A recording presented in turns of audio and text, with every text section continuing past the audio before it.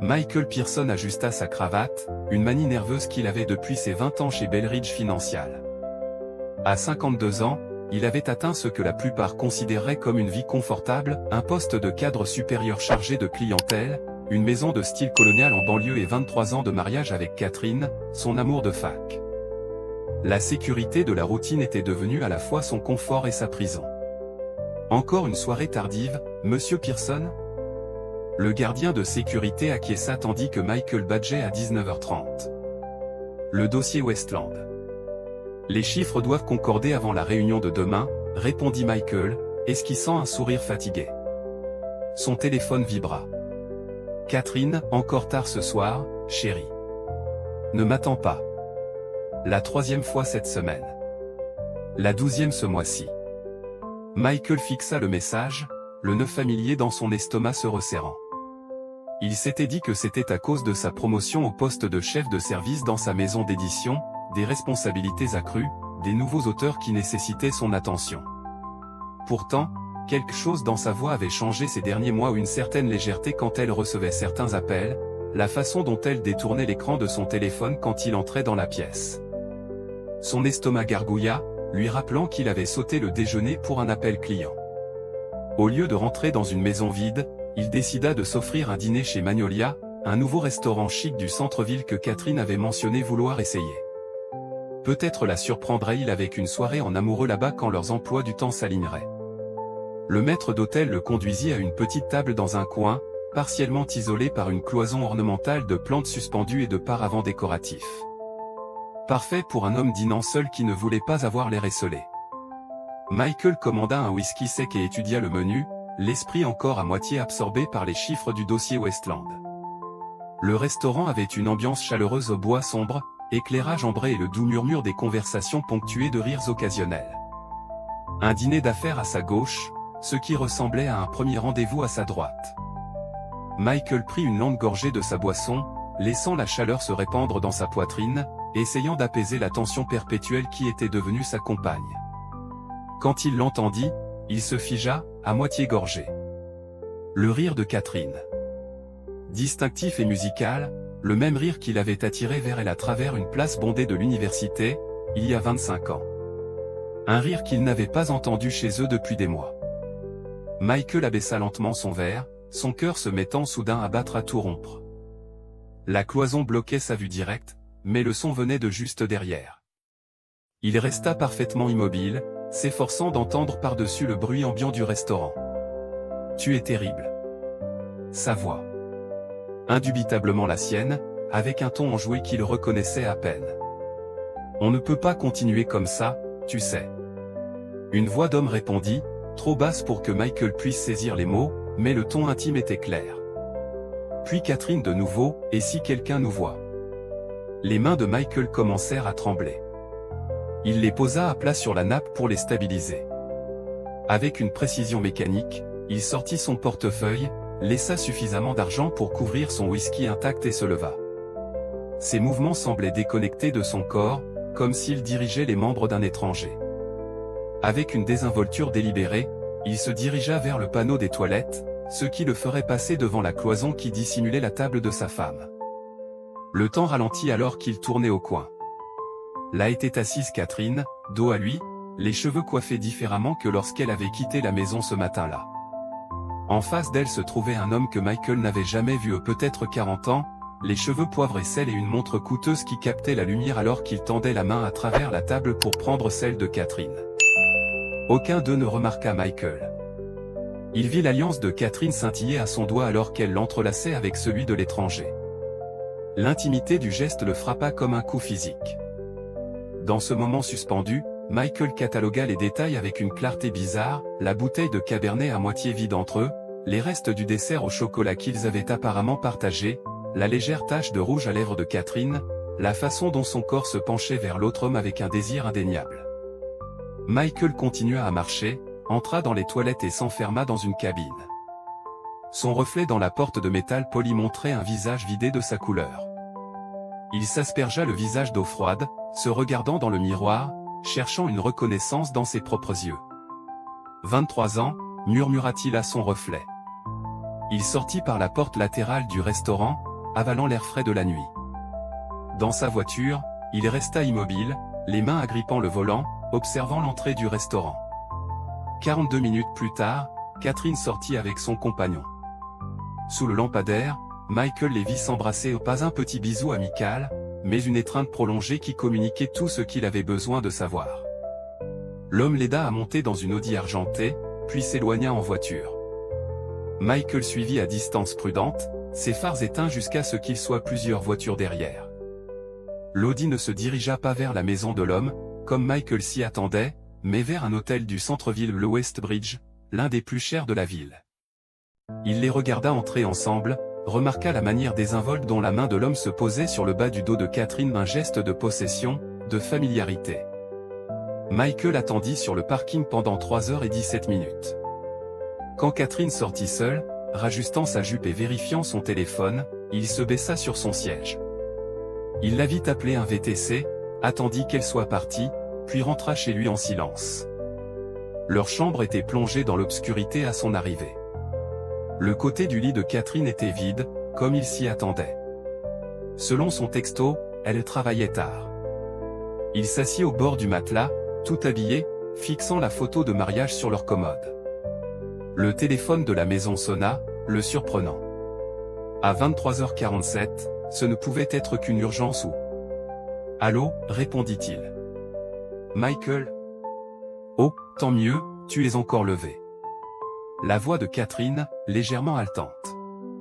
La réunion a duré plus longtemps que prévu. Je suis dans un taxi qui rentre maintenant.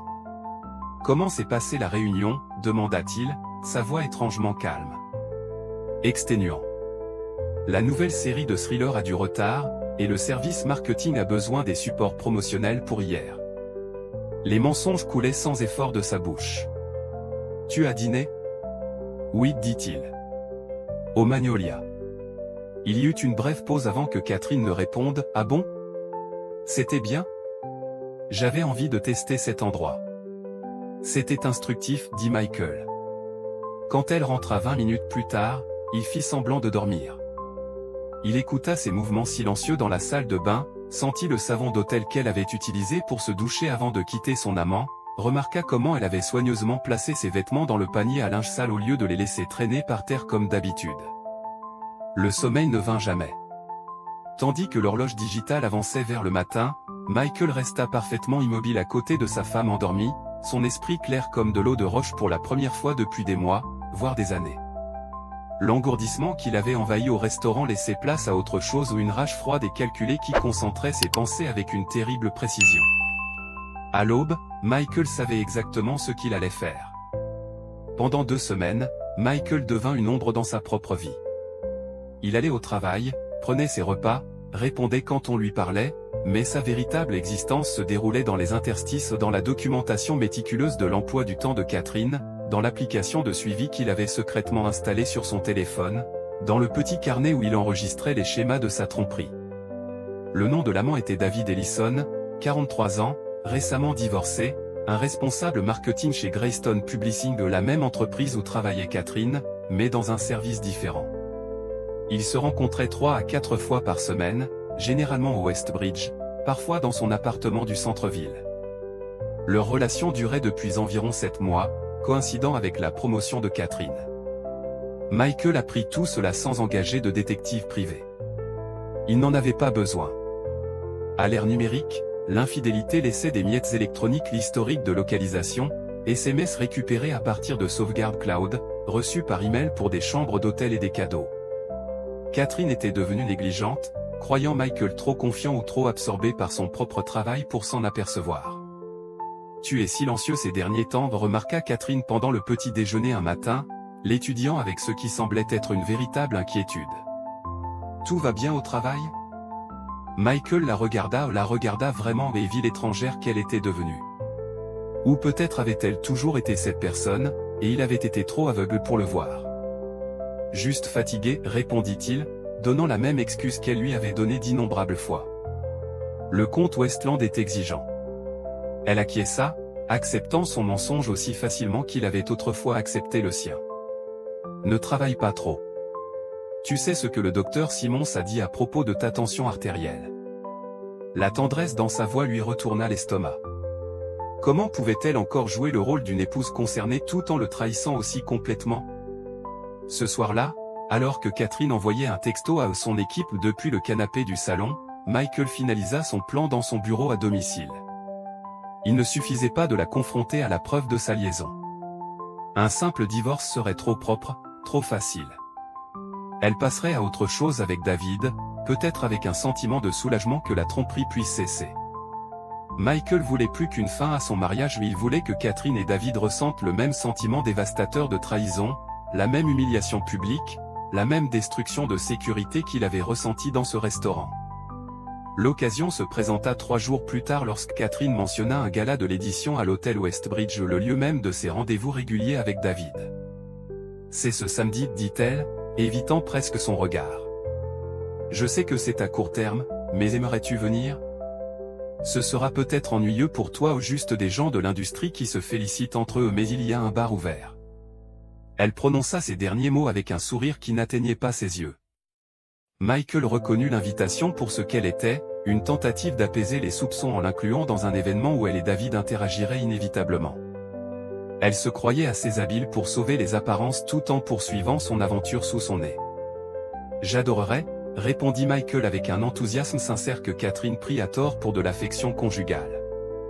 Le gala serait parfait, un cadre public rempli des collègues de Catherine, l'hôtel où elle et David menaient leur liaison et, surtout, un lieu où Michael pourrait exécuter son plan avec un impact maximal.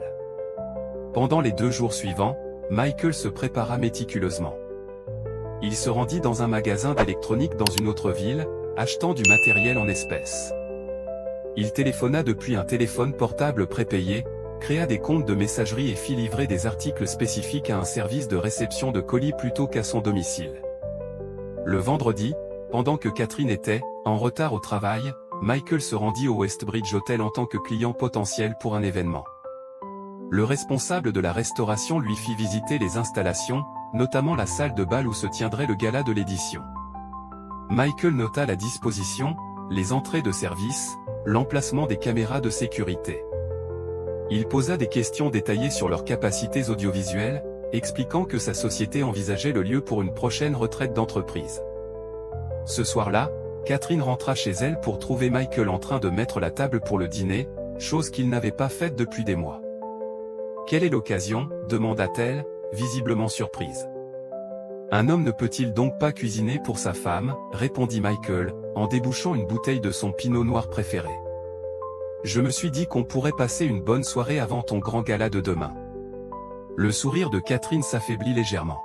« C'est gentil de ta part. » Au cours du dîner, Michael fut charmant, attentif et apparemment inconscient de tout. Il lui demanda comment s'était passée sa journée, rit de ses histoires sur la politique de bureau et se remémora leurs premières années ensemble. Il observa la confusion et peut-être la culpabilité qui traversait le visage de Catherine alors qu'elle luttait pour concilier cette version de son mari avec l'homme distrait et obsédé par le travail auquel elle s'était habituée, l'homme dont la distance émotionnelle lui avait servi à justifier son aventure. « Ça m'avait manqué », dit-elle doucement alors qu'ils débarrassaient ensemble. « Nous, parler ainsi. »« À moi aussi », répondit Michael, et il fut surpris de réaliser que c'était vrai. La femme qu'il pensait avoir épousée lui avait manqué, une femme qui, il le comprenait maintenant, n'avait jamais vraiment existé. Le samedi arriva avec une clarté parfaite pour Michael. Pendant que Catherine passait des heures à se préparer pour le gala, nouvelle robe, rendez-vous chez le coiffeur, manucure, Michael procéda à ses derniers préparatifs.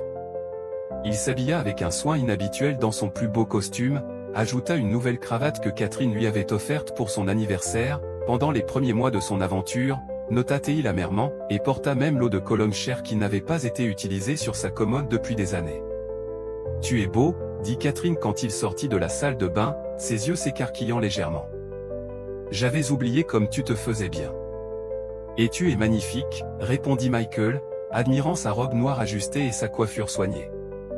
Elle était belle, cela n'avait jamais changé. Ce qui avait changé, c'était ce qu'il voyait sous la beauté.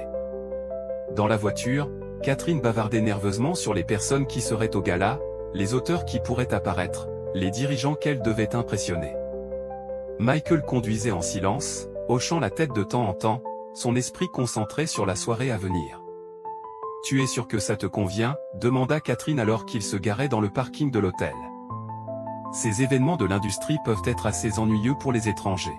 « J'ai hâte d'y être, » dit Michael, et pour la première fois depuis des semaines, il disait la vérité absolue. La salle de bal du Westbridge scintillait de lustres en cristal et des sourires polis de l'élite de l'édition. Des serveurs circulaient avec des flûtes de champagne et des canapés tandis qu'un quatuor à cordes jouait discrètement dans un coin. Michael accepta une coupe de champagne, scrutant la salle avec une nonchalance calculée. « Catherine, tu es venue. » Une femme en robe rouge s'approcha, embrassant l'air des joues de Catherine avant de tourner des yeux curieux vers Michael. « Jennifer, voici mon mari, Michael, » dit Catherine, sa main reposant légèrement sur son bras. « Michael, Jennifer est notre directrice marketing. »« Enchanté de vous connaître, » dit Michael chaleureusement. Catherine parle en termes élogieux de l'équipe marketing. Les sourcils de Jennifer se levèrent légèrement. « Tout le monde, ou quelqu'un en particulier ?» La question portait un sous-entendu que Michael reconnut immédiatement. Jennifer était au courant de l'affaire. « Tout le département semble très innovant, » répondit Michael avec aisance, observant l'expression de Jennifer changer et devenir soulagée. 20 minutes plus tard, Catherine avait présenté Michael à une douzaine de collègues, et chaque interaction renforçait sa conviction que sa liaison avec David était de notoriété publique au sein de l'entreprise. Les regards entendus, les légères hésitations lorsque Michael mentionnait à quel point il était fier du travail de Catherine, tout était là, visible pour qui voulait bien y prêter attention. David Ellison arriva 45 minutes après le début de l'événement. Michael le repéra immédiatement, démarche assurée, costume décontracté mais coûteux, les mêmes cheveux poivrés celles qu'il avait vues au Magnolia. Le langage corporel de Catherine changea subtilement dès que David entra dans son champ de vision où elle se redressa, toucha ses cheveux, et ses yeux brillèrent d'un éclat que Michael avait autrefois cru lui être exclusivement réservé. « C'est David Ellison du marketing, n'est-ce pas ?» demanda Michael innocemment, en faisant un geste avec sa coupe de champagne. Catherine s'étrangla presque avec sa boisson. « Oui, je crois. Nous ne travaillons pas directement ensemble, mais il a mené des campagnes impressionnantes. »« Tu devrais me le présenter, » suggéra Michael. « J'adorerais en savoir plus sur l'aspect marketing de l'édition. » Le sang-froid de Catherine flancha un instant avant qu'elle ne se reprenne. « Ce n'est probablement pas le bon moment. On dirait qu'il est occupé avec les dirigeants. »« Ce sera pour une autre fois, alors, » concéda Michael, tout en remarquant le texto paniqué que Catherine envoya immédiatement en pensant qu'il ne regardait pas. Pendant l'heure qui suivit, Michael observa la danse élaborée que Catherine et David exécutaient en maintenant une distance professionnelle tout en échangeant des regards chargés de sens à travers la pièce, synchronisant leur visite au bar pour coïncider, se tenant juste assez près l'un de l'autre dans les conversations de groupe pour se frôler les mains ou les épaules de temps en temps. C'était à la fois impressionnant et esséurant. À 21h30, Michael s'excusa pour aller aux toilettes. Au lieu de cela, il se glissa dans un couloir de service menant à un local technique qu'il avait repéré lors de sa visite de reconnaissance. De la poche de sa veste, il sortit un petit appareil et vérifia que la connexion Bluetooth était active. Puis, il retourna dans la salle de bal, se positionnant près de la petite scène où le PDG devait bientôt prendre la parole. Pile à l'heure prévue, le PDG s'approcha du micro à 21h45. Tandis que la salle se calmait pour écouter son discours, Michael activa l'application sur son téléphone. Les lumières de la salle de bal baissèrent plus que prévu, et le grand écran de projection derrière la scène censé afficher le logo de l'entreprise pendant le discours s'anima avec un contenu entièrement différent. La vidéo commença à être diffusée en silence dans un premier temps. Il s'agissait d'images de vidéosurveillance de l'hôtel Westbridge montrant Catherine et David entrant ensemble dans l'ascenseur, sa main posée sur le bas de son dos. L'horodatage indiquait une date datant d'il y a 2 semaines, pendant ce que Catherine avait prétendu être une réunion de marketing tardive. La vidéo coupait pour les montrer sortant de l'ascenseur à l'étage des chambres, puis une autre caméra les montrait entrant dans une chambre. Le dernier clip les montrait en train de partir séparément, quelques heures plus tard. Un souffle collectif s'éleva de la foule alors que les gens reconnaissaient les silhouettes à l'écran. Le PDG s'arrêta au milieu de sa phrase, se tournant pour voir ce qui avait détourné l'attention de tout le monde. Catherine, debout près du devant de la salle, se figea complètement, sa coupe de champagne glissant de ses doigts pour se briser sur le sol en marbre. Michael activa la deuxième phase de son plan. Le système de sonorisation de l'hôtel, auquel il avait eu accès grâce à un pot de vin substantiel versé au technicien audiovisuel, se mit à crépiter. La voix de Catherine emplit la salle de bal. « Je ne peux pas continuer à lui mentir comme ça. Ça me détruit. » La réponse enregistrée de David, « Alors quitte-le. Tu es malheureuse depuis des années. » Catherine à nouveau, « Ce n'est pas si simple. 23 ans de mariage. » David, ce qui signifie 23 ans de compromis. « Tu mérites mieux. Je peux t'offrir mieux. » La conversation enregistrée lors de l'un de leurs récents rendez-vous grâce au dispositif d'écoute que Michael avait placé dans le sac à main de Catherine continua pendant 1 minute de plus, particulièrement pénible, avant que Michael ne l'interrompe. Un silence de stupeur s'abattit sur la salle de bal. Tous les regards se portaient alternativement sur l'écran vidéo désormais figé, sur la silhouette paralysée de Catherine et sur David, qui s'était adossé contre un mur comme s'il cherchait à s'y fondre. C'est alors seulement que Michael s'avança, marchant calmement pour se tenir à côté de sa femme. « Catherine, dit-il, sa voix portant dans la salle silencieuse, je crois que tu connais David un peu mieux que tu ne m'as laissé entendre. » Elle se tourna vers lui, le visage exsangue. « Michael, je... » « 7 mois, continua-t-il d'un ton conversationnel. 7 mois de mensonges. De travail tard. De textos, de rendez-vous secrets et de chambres d'hôtel. Il jeta un coup d'œil autour de la salle. Apparemment, j'étais le seul à ne pas être au courant. David finit par retrouver sa voix. C'est une affaire privée. Vous n'aviez pas le droit de... Pas le droit, l'interrompit Michael, son calme de façade se fissurant légèrement. C'est ma femme. Depuis 23 ans, c'est ma femme. Quel droit aviez-vous? Catherine attrapa le bras de Michael. S'il te plaît, pas ici. On peut en parler à la maison. Michael baissa les yeux sur sa main posée sur sa manche, puis l'enleva délibérément. Il n'y a plus de nous, Catherine. Il n'y a plus de foyer où revenir. Il se tourna vers la foule stupéfaite. Je vous prie de m'excuser d'avoir interrompu votre soirée. Je pensais simplement que la vérité était de mise lors d'un événement célébrant l'art de raconter des histoires. Sur ce, Michael se dirigea vers la sortie, son pas mesuré et digne. Derrière lui, il entendit Catherine l'appeler, la voix brisée. Il ne se retourna pas. Dans le hall de l'hôtel, tandis que le murmure des conversations choquées reprenait dans la salle de bal derrière lui, Michael ressentit une étrange légèreté. Le poids des soupçons, de l'incertitude, de la tentative désespérée de ne pas voir ce qui était si clairement exposé devant lui où tout cela s'était envolé. À sa place, il y avait quelque chose de creux de propre, comme une plaie enfin débarrassée de son infection. Dehors, l'air nocturne était frais contre son visage. Michael desserra sa cravate et prit une profonde inspiration. Sa vengeance avait été exécutée à la perfection, Catherine et David exposés devant toute leur communauté professionnelle, leur liaison muée d'un secret excitant en un spectacle public sordide. Il avait préparé ce moment depuis des semaines, anticipé la satisfaction qu'il lui apporterait. Pourtant, tandis qu'il se tenait seul sur le trottoir, regardant la circulation défiler dans la rue devant lui, Michael ne ressentit aucun du triomphe qu'il avait escompté. Au contraire, un vide profond se répandit en lui, un néant là où sa rage avait brûlé si intensément quelques instants auparavant. Son téléphone se mit à vibrer dans sa poche. Catherine qui appelait, sans aucun doute. Il le mit en sourdine sans regarder et commença à marcher vers le parking. Il n'y avait plus rien à dire. Les 3 jours suivants se déroulèrent dans un flou d'appels ignorés, de SMS restés sans réponse et de nuits blanches dans un hôtel d'aéroport. Michael avait préparé une valise avant le gala, sachant qu'il ne rentrerait pas à la maison ce soir-là. Catherine avait laissé 27 messages vocaux, chacun plus désespéré que le précédent, évoluant de la colère aux supplications en passant par les excuses larmoyantes. Il n'en écouta aucun. Le lundi matin, Michael alla travailler comme si de rien n'était, bien que tout ait changé. Il se concentra sur le compte Westland avec une précision mécanique, parla à ses collègues sans révéler le tremblement de terre qui avait détruit sa vie personnelle, signa les papiers du divorce que son avocat avait préparé avec une efficacité remarquable. Ce soir-là, il se rendit à la maison pour récupérer davantage de ses affaires, programmant son arrivée de manière à ce que Catherine soit au travail. Mais sa voiture était dans l'allée.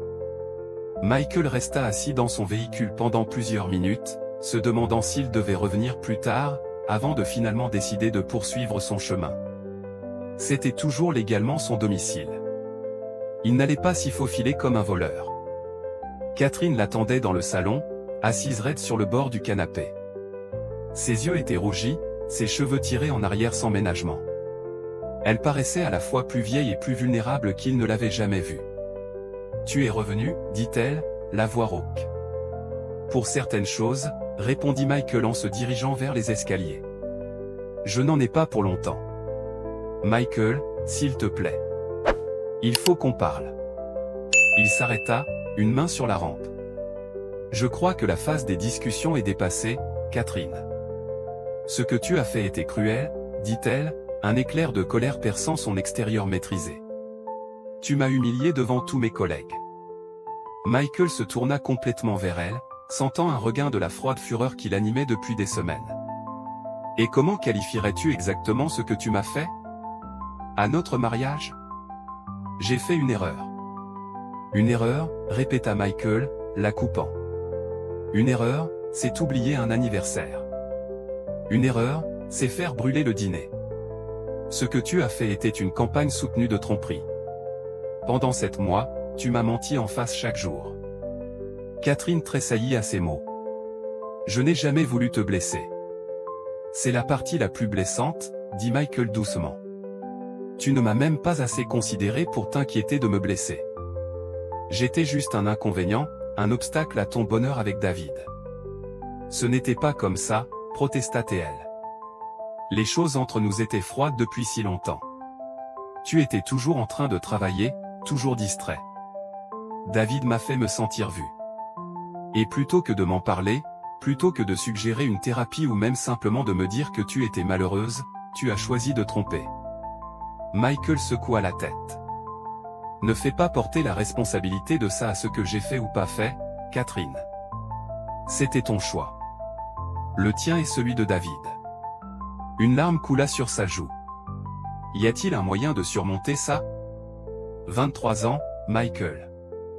Ça doit bien compter pour quelque chose. » Pendant un instant, Michael s'autorisa à l'imaginer le pardon, la réconciliation, la reconstruction à partir des cendres de la trahison. Mais l'image de Catherine avec David, la facilité de ses mensonges, la façon désinvolte dont elle avait jeté leur histoire commune, tout cela se dressa pour étouffer toute possibilité de rédemption. « Ça comptait pour quelque chose, dit-il finalement. Pour moi. Manifestement, ça ne comptait pas assez pour toi. » Les épaules de Catherine s'affaissèrent, signe de défaite. « Que va-t-il se passer maintenant? » Maintenant, je fais plus de valises, et puis je pars. Mon avocat contactera le vôtre. La voix de Michael était détachée, sans émotion. La maison est à vous si vous la voulez. La division des biens m'est égale. Je veux juste que ça en finisse. Et c'est tout? 2 décennies ensemble, effacées comme ça?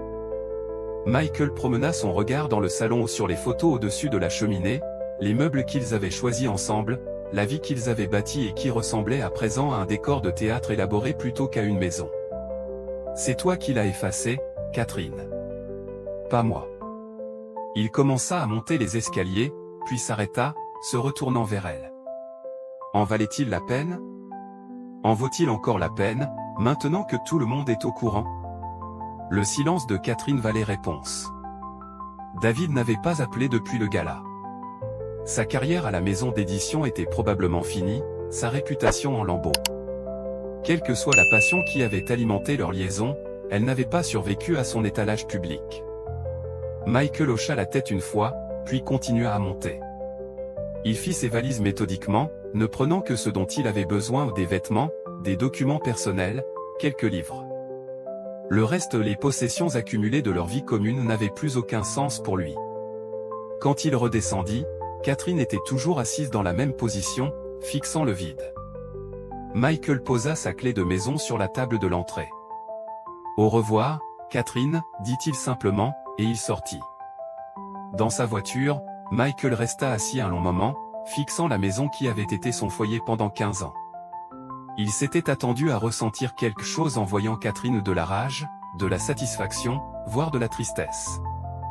Au lieu de cela, il ne ressentait que le même vide qui le suivait depuis la nuit du gala. Sa vengeance, si méticuleusement planifiée et parfaitement exécutée, n'avait rien changé fondamentalement à sa douleur. En s'éloignant en voiture, Michael réalisa que son plan avait réussi sur tous les plans pratiques, mais avait échoué dans son but essentiel. Catherine et David avaient été démasqués et humiliés. Leur liaison était détruite. Mais le vide dans la poitrine de Michael restait inassouvi. Il s'enregistra dans un autre hôtel ce soir-là, incapable d'affronter l'appartement vide qu'il avait loué. Allongé sur le couvre-lit impersonnel, fixant le plafond texturé, Michael fit face à la vérité qu'il avait évitée: la vengeance ne l'avait pas guéri. Elle lui avait simplement donné quelque chose sur quoi se concentrer à part son chagrin. Le chagrin le rattrapa alors, déferlant sur lui par vagues qui le laissèrent à bout de souffle. Pas seulement le chagrin de son mariage raté, mais celui des années gâchées, de la confiance détruite, de l'avenir qu'il avait planifié et qui ne se réaliserait jamais. Michael pleura pour la première fois depuis qu'il avait découvert la liaison, des sanglots rauques qui semblaient arrachés à quelque part au fond de sa poitrine. Quand la tempête fut passée, il resta allongé, épuisé, fixant le mur. La colère vertueuse qu'il avait soutenue avait disparu, ne laissant que l'épave de deux vies, la sienne et celle de Catherine. David se remettrait, les hommes comme David s'en sortent toujours. Mais Michael et Catherine porteraient ces cicatrices à jamais. À l'aube, Michael prit une décision. Il ne pouvait pas continuer à vivre dans l'ombre de la trahison et de la vengeance. Catherine avait fait ses choix, il avait fait les siens en réponse. Il était temps maintenant de faire un autre type de choix, un choix qui pourrait finalement mener à la guérison plutôt qu'à davantage de douleur. 6 mois plus tard, Michael était assis dans le bureau de son thérapeute, discutant de ses progrès. « J'ai vu Catherine hier, dit-il, observant l'expression du docteur Winters pour voir sa réaction. Au supermarché. Qu'avez-vous ressenti ? Demanda le docteur Winters d'un ton neutre. Michael considéra sérieusement la question. De la tristesse. Pas quelque chose de dévastateur comme avant. Juste, de la tristesse pour ce qui a été perdu. Lui avez-vous parlé ? Brièvement. Elle vend la maison, elle déménage à Seattle. Michael regarda par la fenêtre les feuilles d'automne qui tombaient des arbres. Elle n'est pas avec David, si c'est ce que vous vous demandez. Ce n'était pas le cas, répondit le docteur Winters. Mais vous, l'étiez-vous ? Michael sourit faiblement. Je mentirais si je disais que je n'ai pas vérifié. Apparemment, il a été muté à leur bureau de Boston peu après, tout ça. Tout ça, englobait le gala, le divorce, les mois de démantèlement douloureux d'une vie commune. Michael n'évitait plus d'y penser, mais il ne s'y attardait pas non plus aux signes de progrès, selon le docteur Winters. Vous avez l'air pensif, remarqua le thérapeute. Je pensais juste à la façon dont les choses auraient pu tourner différemment, dit Michael. Si je l'avais confrontée en privé lorsque j'ai découvert la liaison pour la première fois. Si j'avais essayé de comprendre pourquoi elle s'était tournée vers quelqu'un d'autre. Regrettez-vous ce que vous avez fait ? Michael s'était posé cette question à maintes reprises au cours des derniers mois. Je regrette l'humiliation publique. C'était en dessous de moi. En dessous de ce que je veux être. Il marqua une pause. Mais je ne regrette pas d'avoir mis fin au mariage. C'était déjà fini, je ne le savais tout simplement pas encore. Le docteur Winters s'acquiesça. Et comment vont les choses à Belridge ?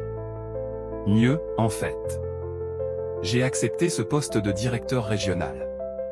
Michael sourit. Celle que Catherine a toujours dit serait trop stressante pour moi. Félicitations. C'est une étape importante. Ça me semble juste.